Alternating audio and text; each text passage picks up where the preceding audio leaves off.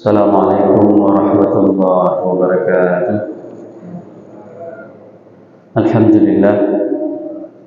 لله بنعمته تتم الصالحات وبفضله تتنزل البركات. أشهد أن لا إله إلا الله له دعوة الحق حريص عليها وأوجب تبشير بها ولتكن منكم أمة يدعون إلى الخير ويأمرون بالمعروف وينهون عن المنكر وأولئك هم المفلحون. وأشهد أن محمدًا عبده ورسوله بلغ الرسالة وأدى الأمانة ونصح الأمة وكشف الغمة حتى أتانا اليقين ليلها كنهارها لا يزيغ عنها إلا حالك. اللهم صل وسلم وبارك وأنعم على حبيبنا وشفيعنا وزخرنا ومولانا محمد وعلى أزواجه أمهات المؤمنين وذرياته وآل بيته وأصحابه أجمعين. اللهم صل على روح سيدنا محمد في الأرواح وعلى جسده في الأجساد وعلى قبره في القبور وعلى آله وأصحابه أجمعين. وجزا الله عنا سيدنا محمد صلى الله عليه وسلم وما هو أهله.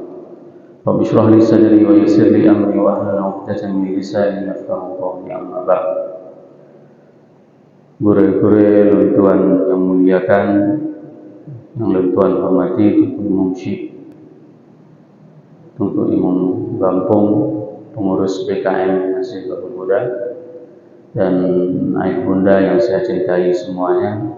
Alhamdulillah pada subuh yang berbahagia ini kita telah melaksanakan salat subuh berjamaah, dan ini merupakan salah satu nikmat yang masih diberikan oleh Allah kepada kita, sehingga dengan kita mensyukuri nikmat-nikmat yang diberikan oleh Allah, maka kita akan merasakan kebahagiaan tersebut.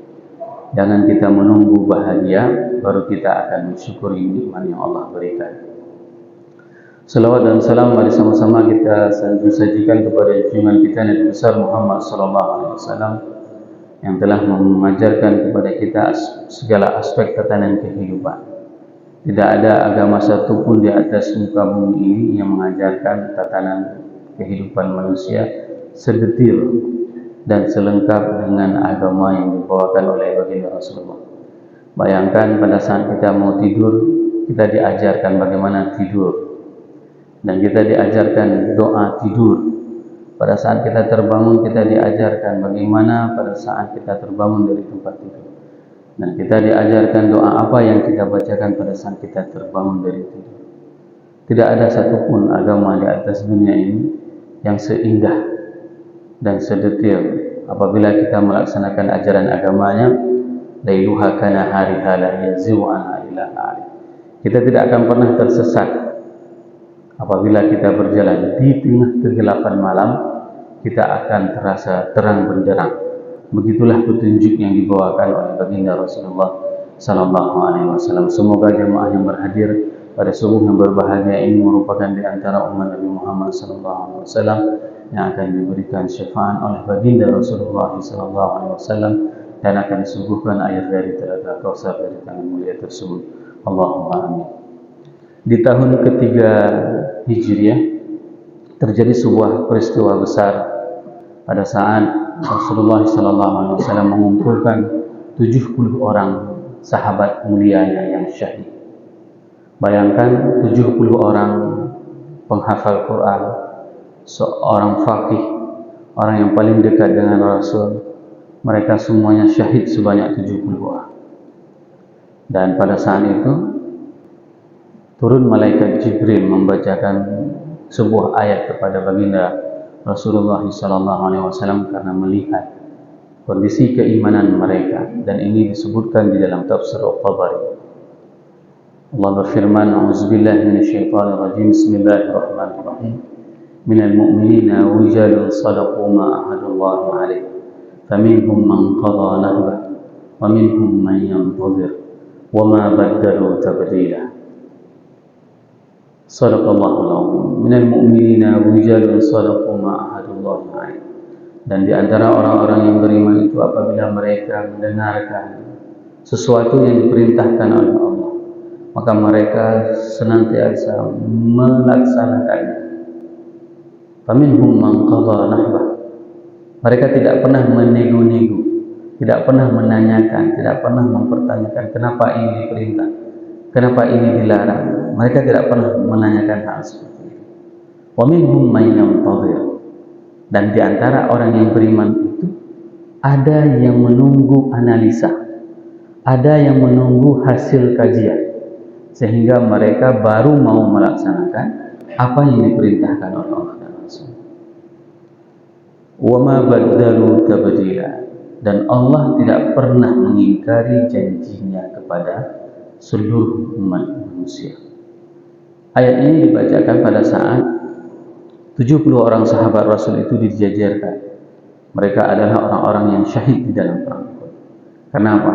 Karena peperangan tersebut adalah peperangan yang digembar-gemborkan oleh orang-orang kafir Quraisy, adalah sebagai ajang peperangan pembalasan dendam terhadap perang Badar.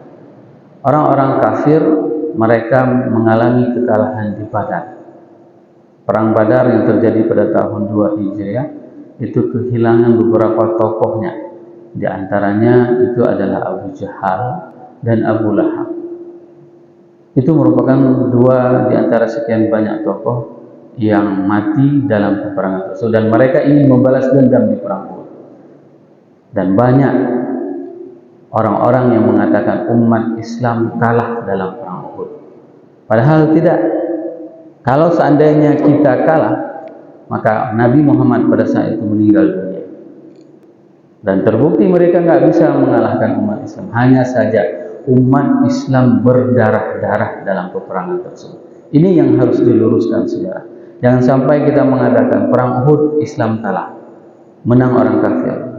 Kenapa? Kalau kita melihat siapa yang memarketingkan, yang menjual berita bahwasanya umat Islam kalah dalam perang Uhud, itu adalah Abu Sufyan yang waktu itu belum masuk Islam. Sehingga ini pelajaran penting kepada kita semuanya. Hampir semua peperangan itu umat Islam itu menang, dan yang memenangkan peperangan tersebut adalah Allah.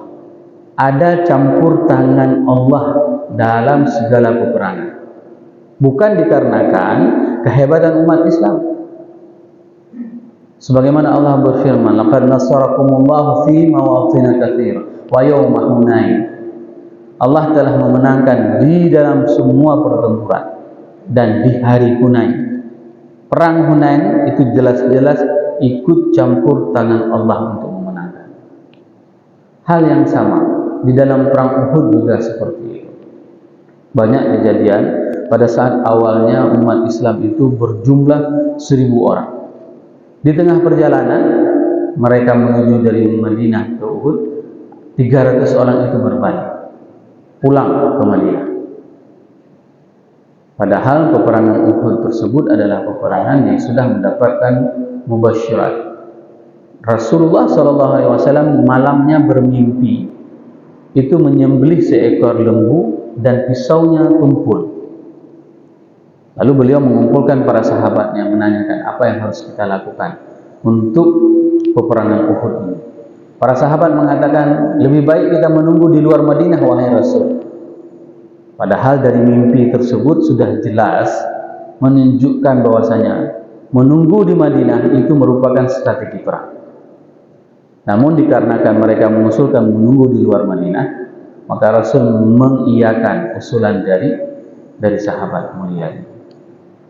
Setelah Rasul menggunakan pakaian perang, datanglah Hamzah untuk menyampaikan ide dari beberapa anak muda agar Rasul merubah pikirannya, tidak keluar dari Madinah, menunggu di Madinah. Namun tidak, Rasul mengatakan tidak akan pernah bagi seorang nabi, bagi seorang rasul, apabila dia sudah memakai baju perangnya, dia akan menanggalkan baju perangnya. Maka Rasul memimpin perjalanan 1000 orang yang kemudian mereka berbalik 300 orang, sehingga jumlah pasukan umat Islam pada saat itu hanya 700 orang melawan 3000 orang.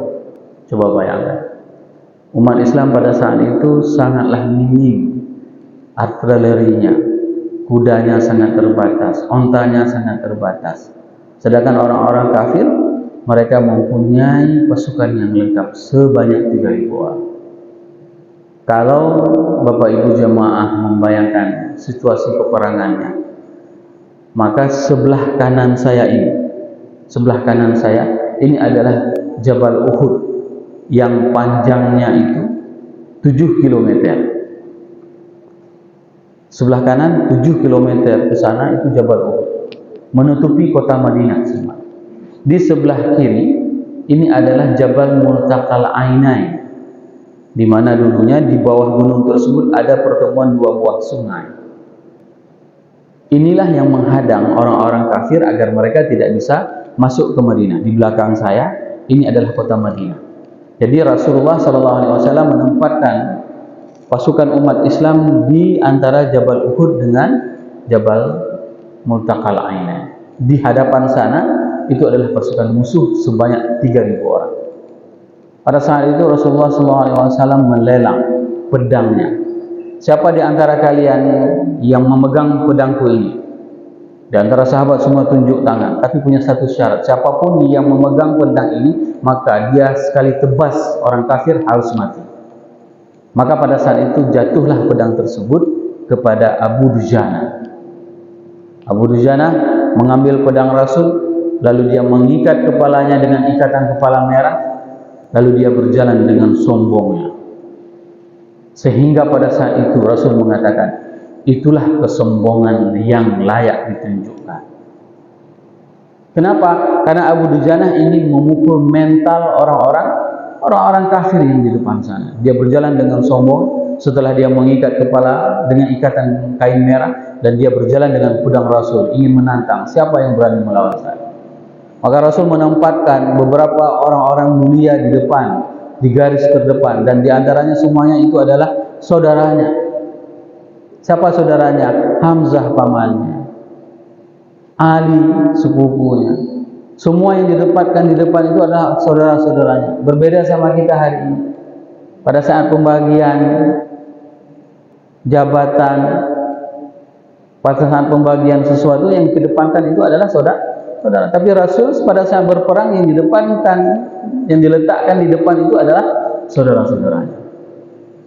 Sehingga Umar, Hamzah, Ali, Abu Dujana dan beberapa sahabat mulia lain itu ditempatkan di depan dan mereka memerangi orang-orang kafir.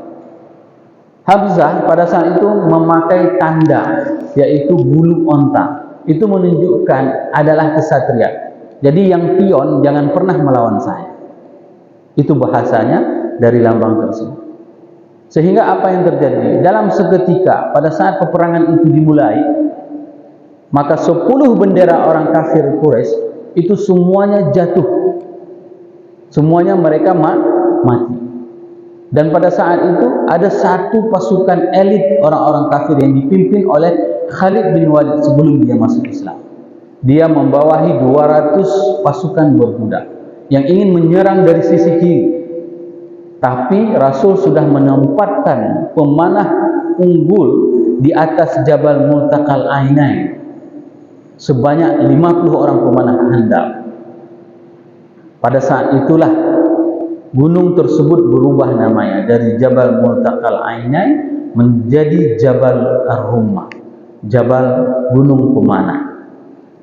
Apa yang terjadi? Khalid bin Walid begitu ingin naik dari atas gunung tersebut, maka dipanah oleh para sahabat-sahabat mulia. Sehingga Khalid bin Walid mundur kembali, turun ternyata itulah strategi perang Khalid bin Walid. Dia sudah mengetahui di mana tempat bersembunyi. Kenapa? Karena dari kecil dia sudah dibawa oleh ayahnya, Walid Al-Mughirah, seorang tokoh kaya raya di kalangan kafir Quraisy. Dia sudah tahu tempat bersembunyi, dia turun ke bawah dan dia bersembunyi di bawah gunung. Orang semua menyangka Khalid sudah lari, tapi tidak, dia bersembunyi.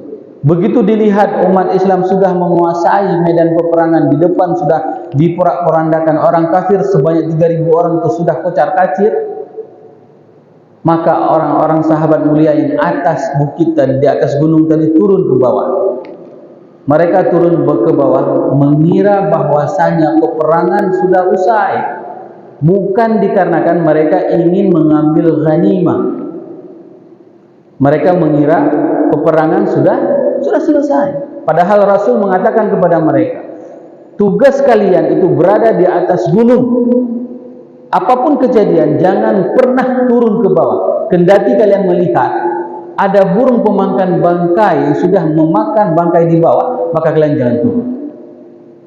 Tapi lihat, pada saat sahabat mulia meninggalkan apa yang diperintahkan oleh Rasul, maka terjadilah kekacauan yang sangat luar biasa. Pada saat itu, naiklah Khalid bin Walid kembali ke atas gunung Jabal Rumah. Maka dia memporak-porandakan pertahanan di atas yang hanya tinggal 5 orang. Semua yang di atas syahid. Dan pada saat itu Khalid bin Walid datang dari belakang, menghajar semua pasukan umat Islam yang sejumlah 700 orang. 700 orang itu porak-poranda, kocar-kacir. Rasul pada saat itu dikawal oleh 9 orang. 2 orang dari Muhajirin dan 7 orang dari Ansar. Dia yang mengawal Rasul pada saat terjadi kocar-kacir. Maka apa yang terjadi? Utbah bin Abi Waqqas, dia melempari Rasulullah SAW. Dilempari Rasul pada saat itu sehingga gigi Rasul itu patah karena dilempar oleh Utbah. Utbah di sebelah sana, sebelah orang kafir, dan sebelah Rasul yang mengawal Rasul ini adalah saudaranya Sa'ad bin Abi Waqqas. Coba bayangkan, satu rahim berbeda keberpihakan. Yang satu kafir, yang satu mengawal Rasul. Utbah melempar Rasul, sedangkan Sa'ad yang melindungi Rasul. Maka pada saat itu gigi Rasul itu patah dilempari oleh Utbah bin Abi Waqqas. Padahal Rasul pakai topeng besi. Rasul memakaikan 2 baju besi. Ini yang dinamakan dengan benar-benar tawakal. Pada saat Rasulullah menggunakan 2 lapis baju besi, ini yang dinamakan dengan benar-benar tawakal. Tawakal itu bukan berarti pada saat seseorang duduk bertapa di gua Jepang selama 40 hari, setelah itu keluar bisa terbang. Bukan itu. Tawakal yang sebenarnya itu adalah pada saat betul-betul upaya yang dilakukan, melindungi dirinya, menggunakan 2 lapis baju besi, memakai topeng besi, helm besi. Tapi apa yang terjadi? Gigi Rasul patah, dan di pelipis Rasul itu tertumbus 2 duri besi. Coba bayangkan, wajah mulia tersebut terluka hari itu.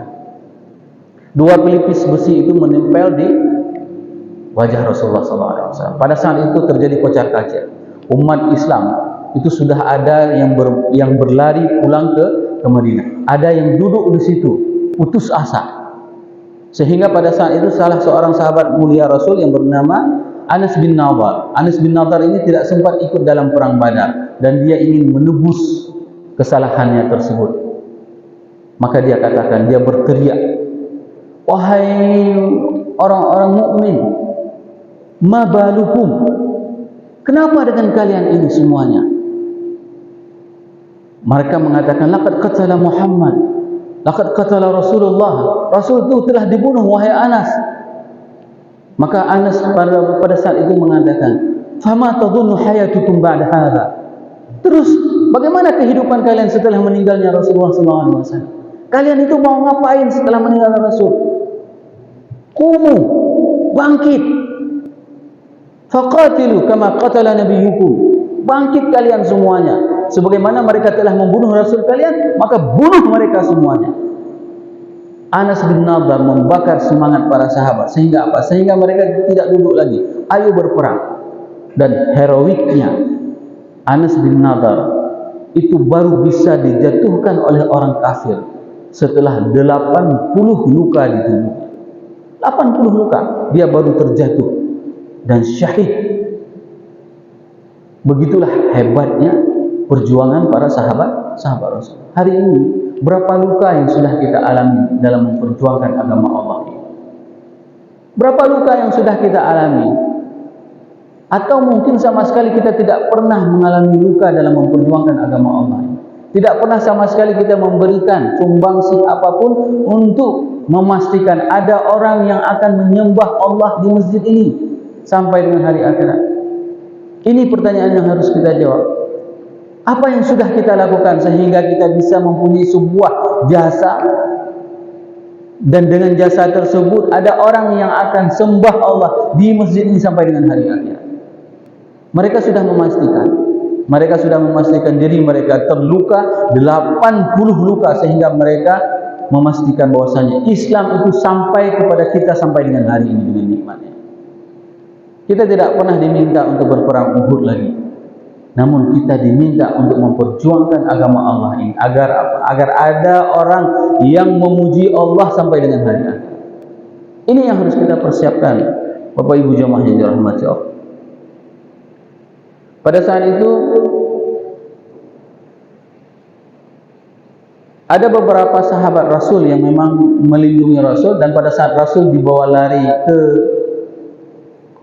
bukit, ke gunung Uhud tersebut, Rasul tidak bisa menaiki gunung Uhud karena dia mempunyai tebing dan terjal, sehingga pada saat itu salah seorang sahabat Rasul yang bernama Talhah bin Ubaidillah, beliau memberikan pundaknya untuk diinjak oleh Rasulullah sallallahu alaihi wasallam. Ini ingin diselamatkan. Rasul tadi sudah dikejar oleh orang-orang kafir. Pada saat dilihat seperti itu, beberapa sahabat mulia pada saat itu, di antaranya Abu Dujanah, memberikan punggung yang melindungi Rasulullah, dan punggung Abu Dujanah itu semuanya penuh dengan anak panah.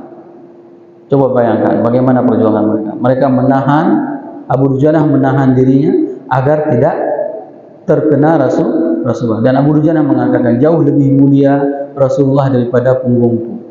Biar ku tahan semua anak panah tersebut dengan punggungku agar Rasul terselamat. Rasul dibawa lari ke tebing gunung. Pada saat itu dinaikkan oleh Talhah bin Ubaidillah. Apa yang dilakukan oleh Talhah? Talhah jongkok. Pada saat Talhah jongkok, Talhah mengatakan kepada Rasulullah, wahai Rasul, naiklah ke atas pundakku, biar ku dorong engkau agar bisa naik ke dalam tebing, dalam tebing yang berada di dalam gunung Uhud. Dan itu tempat mulia. Kalau seandainya Bapak Ibu pergi haji, itu bisa melihat langsung di mana tebing tersebut.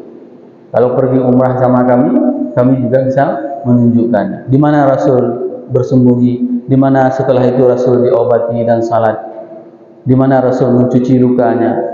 Itu semua tempat-tempat yang bersejarah di Uhud. Di situ merupakan tempat yang paling spektakuler.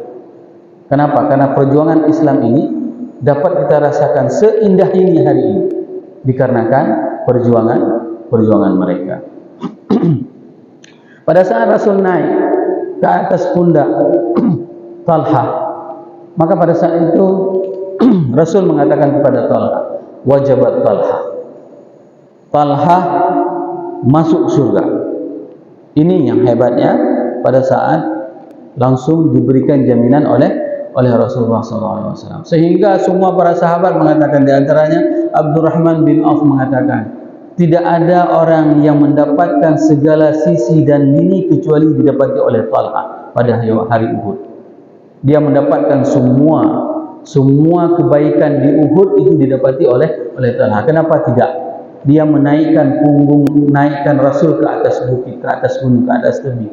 Pundaknya digunakan untuk memperjuangkan Rasulullah agar Rasul selamat. Jarinya terputus. Ini semua putus nih. Pada saat dia menahan panah, menahan pedang, dan dia bangga dengan jari terputus tersebut. Dia katakan, jariku terputus pada saat aku memperjuangkan agama Allah. Jariku terputus pada saat aku memperjuangkan agama Allah. Hari ini berapa banyak jari kita yang kita gunakan untuk kita perjuangkan agama Allah. Terkadang kita tidak sadar memforward video berita yang itu bisa membuat pertikaian umat Islam, yang itu bisa membuat provokasi bagi saudara-saudara kita. Ini yang harus kita pertanggungjawabkan, jari-jari kita ini. Apakah jari-jari kita ini sudah kita gunakan untuk memperjuangkan agama Allah sebagaimana Talhah memperjuangkannya. Pada saat terjadi kocar-kacir tersebut, keluarlah di bawah bukit Jabal Rumah tersebut diletakkan para wanita untuk membantu tim paramedis mereka. Konsumsi dan paramedis terdiri dari wanita. Pada saat itu yang ikut berperang diantaranya itu adalah Ibunda Aisyah, Fatimah, anak anda tercinta Rasulullah, dan Nusaybah begitu melihat Rasul sedang diserang dan kacau balau, maka dia langsung keluar dari bawah bukit Jabal Rumah tersebut untuk ikut berperang dengan para kesatria lain. Seorang perempuan. Coba bayangkan, dia pegang pedang lalu dia bertempur dengan kesatria. Para sahabat menjelaskan, meriwayatkan di dalam buku sejarah, luka yang dialami oleh Nusaybah itu lebih dari 10 luka di badannya. Terkena pedang, terkena anak panah, 10 luka. Namun dia masih hidup. Coba bayangkan bagaimana perjuangan seorang Nusaybah. Dan pada peperangan Uhud tersebut, suami tercinta meninggal dunia. 2 anaknya meninggal dunia syahid dalam peperangan Uhud tersebut. Namun dia tidak kecut. Dia tetap berjuang memperjuangkan agama Allah. Pada saat Rasul sudah naik ke atas tebing tersebut, bersembunyi di tebing tersebut, maka Rasul mengatakan kepada Sa'ad bin Abi Waqqas, Sa'ad bin Abi Waqqas, panah mereka semuanya. Maka pada saat itu Sa'ad mengatakan, wahai Rasulullah, anak panahku sudah habis. Maka Rasul mengatakan, demi jiwaku dalam genggaman Allah, tugasmu hanya memanah. Maka pada saat itu Sa'ad bin Abi Waqqas mengambil anak panahnya. Tidak pernah habis anak panah di dalam sarungnya. Dipanahin semua, sehingga pada saat itu itulah yang membuat orang-orang kafir mundur dari peperangan. Sehingga mereka tidak bisa mengalahkan umat Islam. Sa'ad yang mempertahankan Rasul dan memanah mereka dengan anak panah yang tidak pernah habis. Setelah reda mereka itu kembali, orang-orang kafir sudah kacau balau juga. Maka pada saat itu Rasul diturunkan dan Rasul diobati. Ya, diobati. Kenapa? Karena di belakang kepala Rasul ini berdarah dan terus mengalir darahnya. Bayangkan, Fatimah pada saat melihat ayahandanya terluka seperti itu, dia mengatakan, tidak pernah ayahku yang tidak penuh dengan ujian. Hari ini dia terluka kembali. Ya, sehingga Fatimah mengambil ranting kurma, lalu membakarnya, diambil debunya, ditempel di kepala Rasulullah SAW. Sehingga ini merupakan sebuah ungkapan kesedihan yang dialami oleh seorang anandanya. Selalu ayah itu selalu dalam ujian, selalu dalam keadaan diuji seperti ini. Dan hari ini ayahanda terluka seperti ini, dan dia menangis melihat ayahandanya seperti itu. Pada saat tersebut Rasul sedang diobati, maka Rasul menyuruh Ka'ab bin Malik, wahai Ka'ab, cari Sa'ad, tanyakan bagaimana kabarnya, sampaikan salamku kepadanya.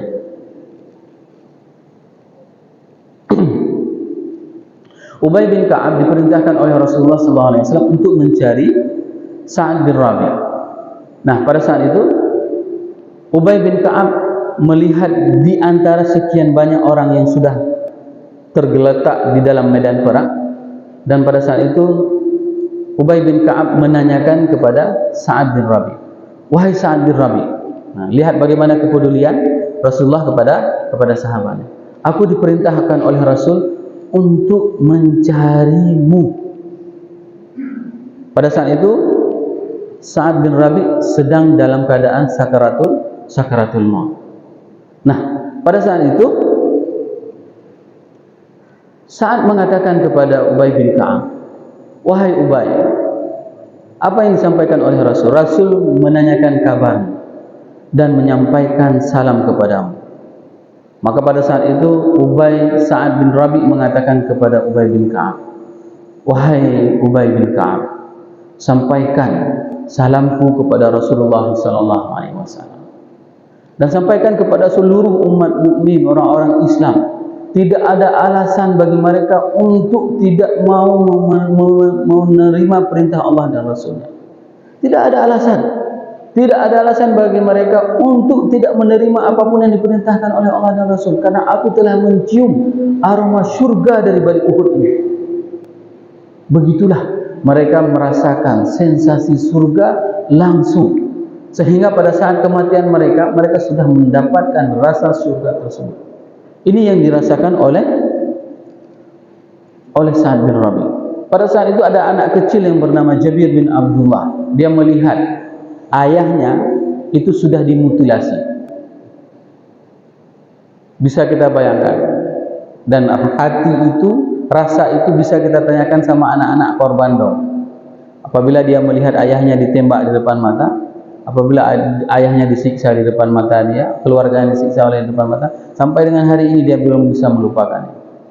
Dan itu terjadi dengan Jabir bin Abdullah. Begitu melihat ayahandanya Abdullah bin Haram itu dipotong hidungnya, dicongkel matanya, kupingnya dipotong, sedih, menangis.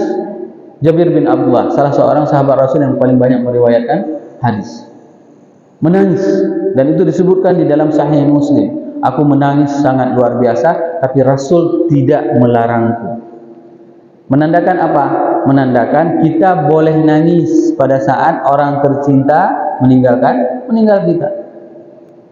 Jikli yang tidak boleh muba'u, yang tidak dibenarkan itu meratapi. Tapi kalau menangis air mata itu silahkan, tidak ada apa-apa. Dan ini terjadi sama Jabir. Pada saat itu Rasul datang menemui Jabir. Wahai Jabir, barusan malaikat Jibril mendatangiku. Dan dia berpesan kepadaku bahwa saya semua orang yang syahid ini, mereka semuanya ketemu sama Allah dan berbicara sama Allah. Itu kelebihan orang meninggal syahid. Semua mereka ini diangkat ruhnya dan berbicara langsung dengan Allah. Tapi ayahmu, itu dikatakan oleh Rasul, tapi ayahmu berbicara dengan Allah kifahan, berbicara dengan Allah tanpa ada tirai. Dan Allah bertanya kepada ayahmu, wahai Abdullah bin Haram, apa yang engkau inginkan, pintalah. Abdullah bin Haram mengatakan kepada Allah, wahai Allah, hidupkan aku sekali lagi biar aku bisa merasakan mati syahid. Begitulah indahnya mati syahid. Dia menginginkan, Abdullah bin Haram menginginkan dia mati sekali lagi agar dia bisa merasakan indahnya mati syahid. Maka Allah mengatakan tidak akan pernah bisa, karena hidup cuma sekali. Maka sampaikanlah berita ini kepada orang-orang setelah, dan turunlah ayat, wala taqulu liman yuqtalu fi sabilillahi amwat bal ahya walakin la tash'urun. Jangan engkau katakan kepada orang-orang yang syahid itu adalah orang-orang yang mati, bal ahya, akan tetapi mereka itu adalah hidup, akan tetapi kalian tidak tahu merasakannya. Ini yang terjadi dengan Abdullah bin Haram. Dan ada salah seorang orang tua tidak diberikan izin oleh anaknya untuk ikut dalam peperangan Uhud. Dikarenakan apa? Dikarenakan, mohon maaf, orang tuanya itu kakinya pincang. Dan dia berdebat dengan Rasul, berdebat dengan orang tuanya, mengatakan kepada Rasul, wahai Rasul, jangan engkau berikan izin kepada ayahku untuk berperang, karena dia orang yang cacat. Tapi apa dijawab oleh seorang ayah tersebut? Ya Rasulullah, uridu an atihal jannah birijli hadha. Aku ingin injak surga dengan kaki pincangku, wahai Rasul. Dia menginjak surga dengan kaki pincangnya.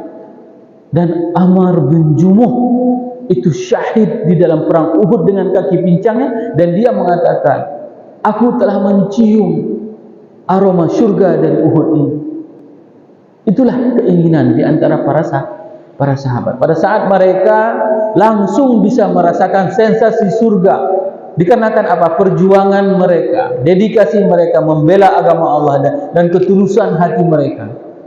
Mereka hanya mempunyai satu, ingin membela agama Allah agar bisa memastikan bahwasanya agama Allah ini ada yang menyembahnya sampai dengan hari akhirat. Ini merupakan perjuangan para sahabat Rasulullah SAW. Dan yang paling spektakuler lagi, seorang pengantin baru hari ini nikah, malam berhubungan suami istri, lalu di malam harinya mendengarkan panggilan dari Bilal. Mendengar panggilan dari Bilal, dia mendengarkan panggilan hayya 'alal jihad ya mukmin. Dia mendengarkan di Madinah suara Bilal. Pada saat itu dia barusan berhubungan suami istri, dan dia keluar dari rumahnya tanpa mandi junub. Pada saat itu Rasul memerintah kepada para sahabatnya, cari khandalah, cepat cari khandalah, karena para malaikat sedang sibuk untuk mensucikannya, memandikannya, dikarenakan dia semalam tidak sempat mandi junub dan dia berperang. Karena apa? Karena dia tidak mau dikatakan oleh Allah dan Rasulnya sebagai orang-orang munafik yang berlindung dengan pengantin baru, tidak mau ikut berperang. Maka pada saat itu para sahabat semuanya menemukan Khandalah sudah dikafankan dan dimandikan oleh malaikat. Begitulah kehidupan mereka. Pengantin baru, begitu mendengar panggilan untuk berjihad, langsung mereka bergegas untuk membela agama Allah ini. Bapak Ibu jemaah yang dirahmati Allah, Rasul menangis sangat luar biasa pada saat melihat jenazah pamannya. Pamannya Hamzah itu merupakan orang yang paling dicintai. Dikarenakan apa? Pada saat Hamzah masuk Islam, saat itulah Rasul baru bebas untuk bisa berdakwah. Tidak ada yang mengganggunya. Dulu sebelum Hamzah masuk Islam, itu tidak ada orang yang berani apabila mereka salat itu pasti diganggu. Maka kalau Bapak Ibu sedang pergi umrah ataupun haji, sedang bertawaf, itu yang harus dibayangkan, itu harus hadir rasanya itu adalah di tempat pelataran kita tawaf itu, di situ kepala Rasul pernah diinjak oleh Rasul. Nada migilhena tengah kesemayang, Rasul lagi salat itu diinjak kepalanya. Rasul lagi salat di Ka'bah itu dilempari dengan kotoran. Coba bayangkan. Ibnu Mas'ud itu lagi salat itu diseret. Ibnu Mas'ud, Abu Zar al-Ghifari begitu salat itu dipukuli sampai dengan pingsan. Maka kalau kita hadir rasa seperti itu pada saat kita akan tawaf, pada saat kita tawaf itu pasti kita nggak sanggup tahan. Karena di tempat mulia tersebut penuh dengan siksaan para sahabat Rasul. Begitu Hamzah masuk Islam, pada saat Rasul sedang disiksa, sedang salat itu dipojoki, ditimpuki, dipukuli sehingga terpojok ke sudut Ka'bah, maka dari kejauhan datang Hamzah. Mereka begitu melihat Hamzah dari kejauhan langsung berhenti mengintimidasi Rasul. Begitu takutnya. Dan dia mengatakan kepada Abu Jahal, apa yang dikatakan oleh keponakanku? Abu Jahal menjawab, dia telah berdusta, mengatakan agama nenek moyang kita adalah ditumbuk. Belum sempat habis Abu Jahal berbicara, langsung ditumbuk sama Hamzah. Mulai hari ini aku beriman terhadap apa yang disampaikan oleh keponakanku. Siapapun yang mengganggunya, maka anak panahku akan menembus badannya. Coba bayangkan. Itu adalah perlindungan yang sangat luar biasa dari seorang paman. Dan hari itu Rasul menangis sangat luar biasa melihat pamannya itu dibelah dadanya. Dadanya sudah tidak, jantungnya sudah tidak ada lagi, dimakan oleh Hindun. Siapa yang membunuhnya? Wahsy, seorang budak. Dan dari bagaimana cara dia membunuh? Dia membunuh Hamzah itu dengan menembak, dengan melempar lembi, tombak sehingga terkena kemaluan. Karena di sini kan tidak terproteksi dengan baju besi, maka dilemparlah sehingga Hamzah pada saat itu jatuh dan dibunuh dan dibelah dadanya, diambil jantungnya, dikasih untuk Hindun dan dikunyah-kunyahi. Sehingga pada saat Wahsy Futuhul Makkah masuk Islam, Rasul mengatakan, kalau boleh Wahsy jangan dulu ketemu sama saya. Ya, wajar. Menyatakan jika tampai, menyena rumpuh abuar.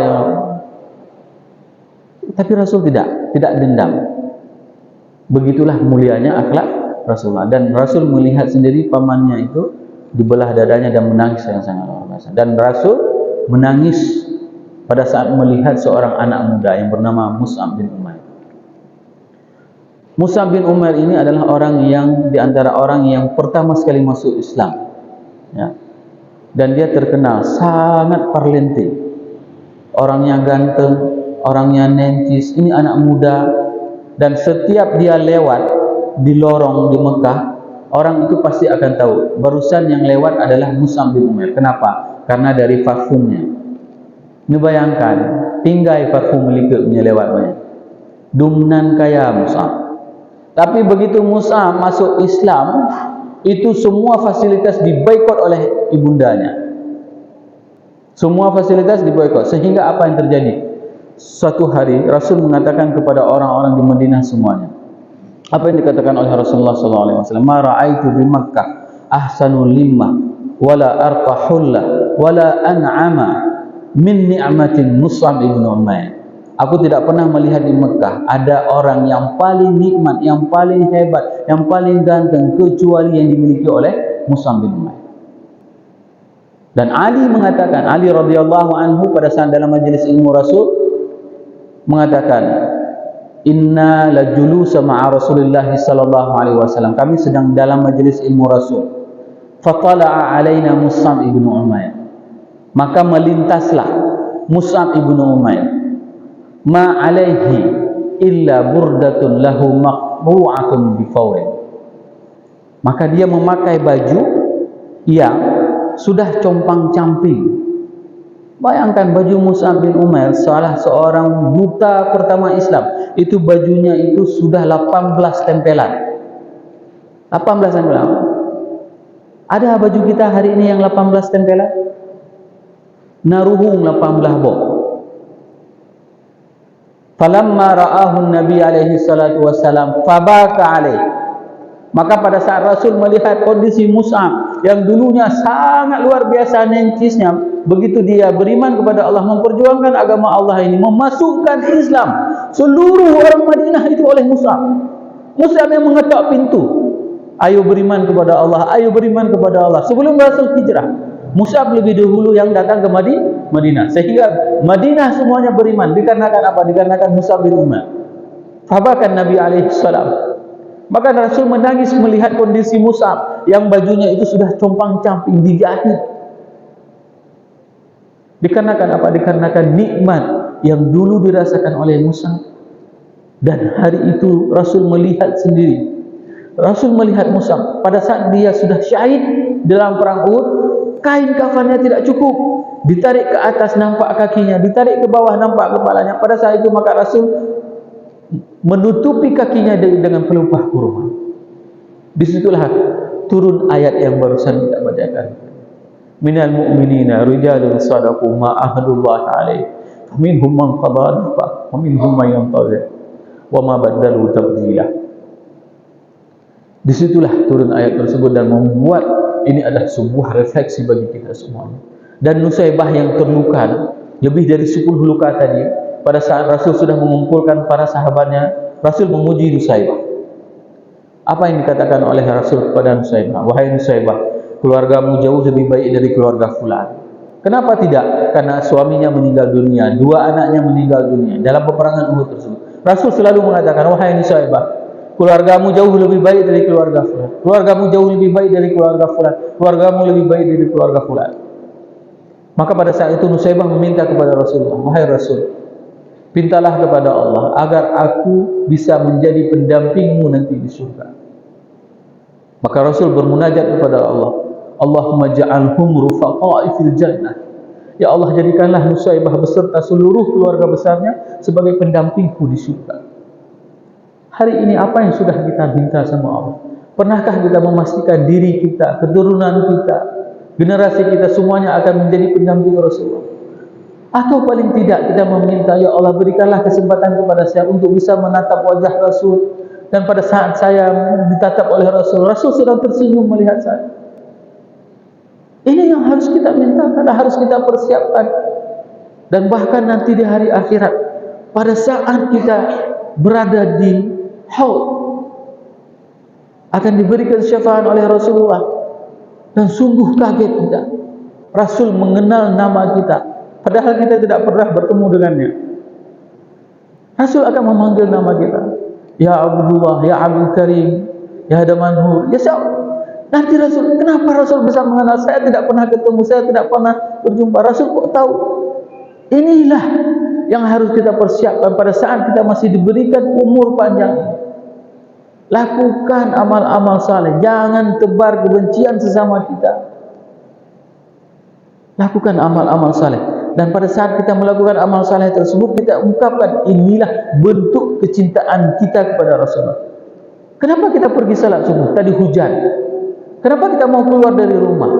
Bukan karena ada ustadznya, bukan karena ada penceramahnya, tapi karena kita ingin menunjukkan, wahai Allah, aku mencintai Rasulmu, Karena beliau mengatakan salat subuh itu jauh lebih baik dan salat subuh itu disaksikan oleh para malaikat.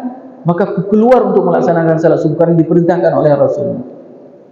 Semua aktivitas yang kita lakukan, hadirkanlah rasa cinta kita kepada Rasulullah SAW. Kalau tidak, maka sungguh kehidupan ini akan menjadi sia-sia bagi kita semuanya. Semoga apa yang saya sampaikan ini bermanfaat kepada diri saya dan kepada jemaah semuanya, sehingga kita bisa meningkatkan keimanan dan kecintaan kita kepada Rasulullah dan kepada Allah Subhanahu wa taala. Subhanakallahumma bihamdik, asyhadu an la ilaha illa anta, astaghfiruka wa atubu ilaik. Assalamualaikum warahmatullahi wabarakatuh.